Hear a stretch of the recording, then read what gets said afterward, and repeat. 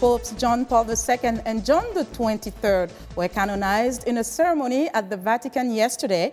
That was a first for the Roman Catholic Church in more than one way. VOA religion correspondent Jerome Socolovsky reports on how people in John Paul's native Poland followed the ceremony. Not only was it the first time two popes were made saints together, but also the first time Mass was celebrated by a reigning pontiff and his retired predecessor. Benedict sat with the cardinals, and Francis offered the awaited proclamation. Beatus Ioannem vicessimum tertium.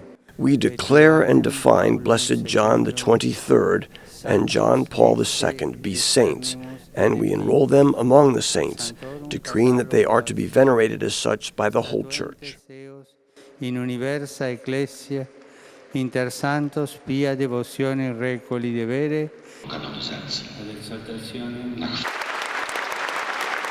The ceremony was telecast to churches around Poland, where John Paul is both a religious figure and a political hero for his fight against communism.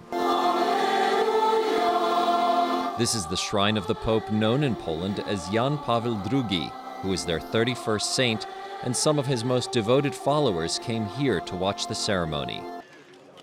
The event also attracted non-Poles. Pauline Hamilton flew in from Northern Ireland to be where John Paul spent much of his life before becoming Pope. You know, this is his home. You know, this is where you feel him most real. Masses of thanksgiving were offered after the ceremony, and people lined up to kiss one of John Paul's corporal relics. In central Krakow, a warm-up for an evening concert was underway, and the cafes around the square did not lack for business. Arek Macioka says John Paul is a legend to all Poles. I am the person from the generation which was covered with papacy of John Paul II, and he had really big influence on myself, on people of all people of my age. But Gosia Mazurkiewicz worries that memories of the Pope are beginning to fade. This celebration is so important to give us a chance to remind it one more time. John Paul was canonized just 9 years after his death, and the hope is that what he did for Poland and for the Church will be remembered by generations to come.